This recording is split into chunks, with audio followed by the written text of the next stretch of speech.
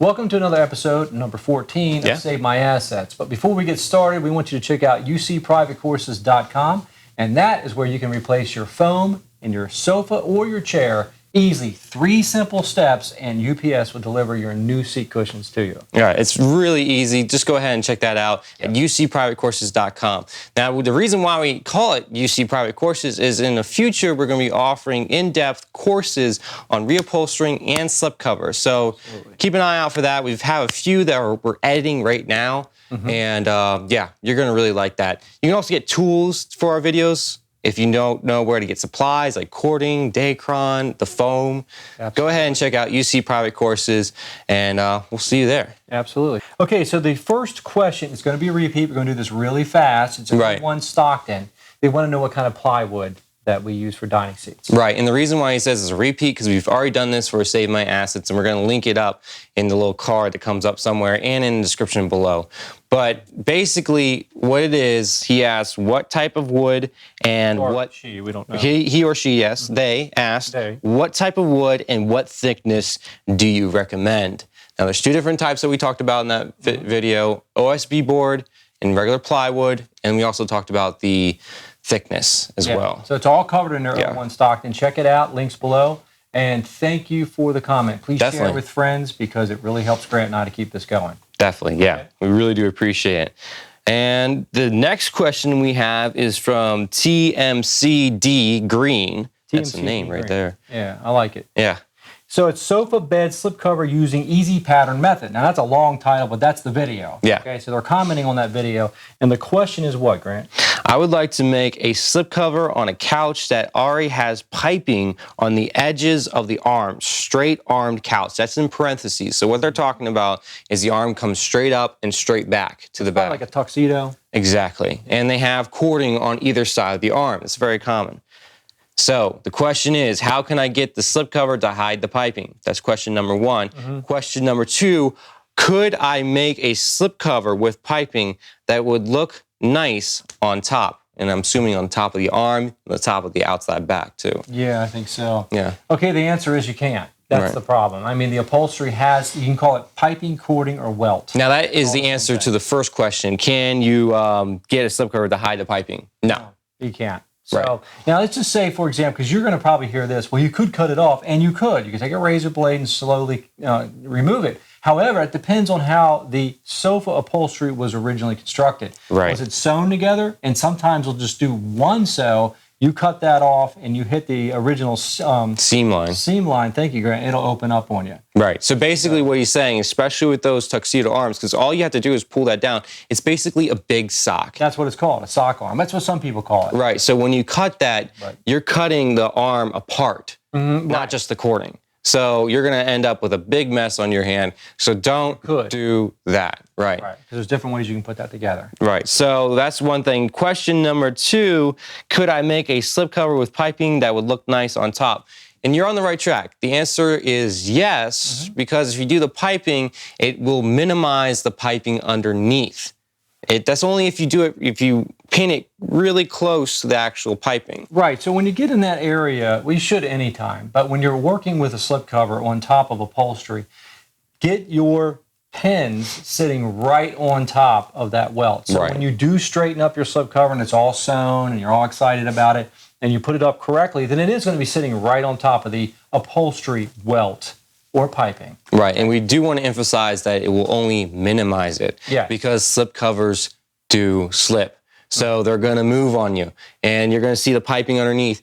That is unfortunately the problem with slipcovers. If you want to do reupholstering, then you won't obviously have that problem, but slipcovers are still a great option. If you can get past that little thing, you'll be fine. Yeah, exactly. If you don't put welt in that slipcover, it's not going to look that good. Right. You are going to see the welt on the upholstery. Right, so do weld, but don't expect it to be perfect. Right. Okay, so that was that's all the answers, right? Yeah, that's the answer for that one, but we also have one other one right here. tmcdgreen? No, I was thinking them still. Oh yeah, that's all. Gotcha. Yeah, tmcdgreen, you're good. Right, please share with a friend. Okay? Definitely. It helps us out a lot, Grant and I. Awesome. All right, now we have another question from Victoria Sanchez, and do you want to read that one? Yes, I have a couch that the seat cushions are attached. Can I unstitch them too? is this a new thing, stitching seat covers too? Okay, so you can do that, Victoria. Now, real quick, if I may, I wanted to explain to them, this is regards to the back cushions when we remove the attached back cushions for that slip cover. So just so you get an idea of that, she's asking to do with the seat cushion. So sorry, go ahead. I'm glad you did. The name of that video that Victoria, is referring to is remove those attached back cushions quickly. Slipcover project. Yeah. Okay. So that's the video she's referring to. But she's talking about seat cushions. Right. Okay. So not back cushions. And yeah, I think you can do that. However, we don't know what's underneath there. Just like with some back cushions that are attached to sofas or chairs, you don't know what's behind there either. Right. Sometimes when you remove a back cushion, the upholsterer did not put a full piece of fabric on the back of the cushion. Right. So they just put enough around the border, all right? And then To sew. To sew, right? And you have your sew allowance. And then inside there, when you open up those stitches, you got nothing but filling that you can just throw out. And you're collapsing your cover, quite quickly. Imagine the cover just becomes a bag. Yeah. So basically, it doesn't have a zipper. The back is gone. It's just a bag just to hold the polyfill, and they sew that onto the back of your sofa. So that's one thing. And the reason why we're talking about back cushions is the same principle with your seat cushions, Victoria. What could happen is basically they made the actual seat cushion not whole, so it's not a complete seat cushion, sewed it onto the actual platform with the foam in there. So when you cut that thing off, your cushion is not going to have a bottom to it. Probably not. And you know why they do that? Why? To save. Usually it's a leather sofa. Yeah. But I'm even finding they're doing that on a pleather sofa. It's not even real leather. Right. So you can kind of understand not to do it with real expensive, hide and such. But with pleather, I mean, come on. This stuff is not that great anyhow. It's peeling most of it. And they still do it. I don't know if it's a faster method in a factory to run them out this way. It probably is a faster method, and of course, it saves on a little bit of material. We're talking about a little bit, but over huge amounts, it is a good amount of material. You're doing 100,000 sofas. Yeah. That's a lot of fabric that you can get away with underneath. But the thing I get angry about is that ends up in a landfill because understandably, Victoria, you don't know how to replace this foam. And usually that's about 50% of the actual piece of furniture. Right, and that's usually 50% of the problem with the furniture too, is not just the fabric, but also the foam it gives away. Right. So people say, oh, well, the cushion isn't comfortable anymore. I don't like sitting on there.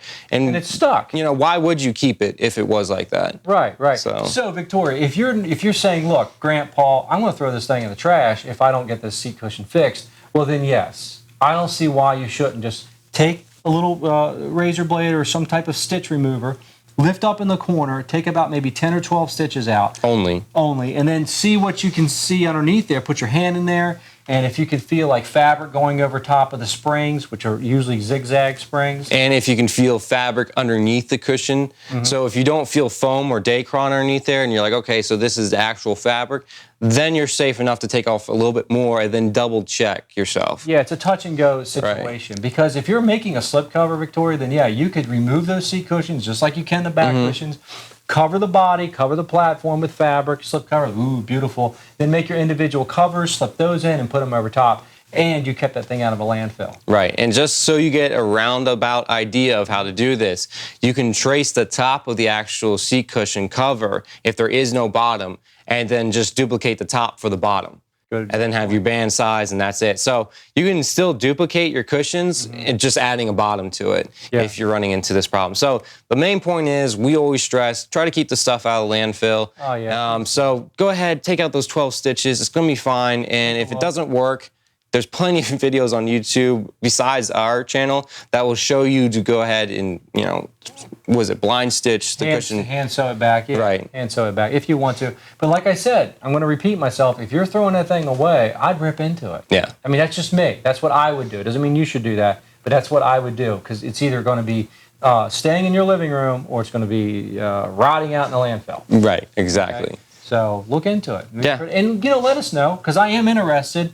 and what your choice was. If you threw it away, that's your, fine. Yeah, that's fine. I wish you wouldn't, but that's the way it goes, right? I mean, I've thrown out things myself. Right. So either way, I want to know. Please give us a comment. Yeah, and thanks for commenting. Okay. Definitely. Share with a friend. We appreciate it. Definitely. So, all right. So that's the end of Save My Assets.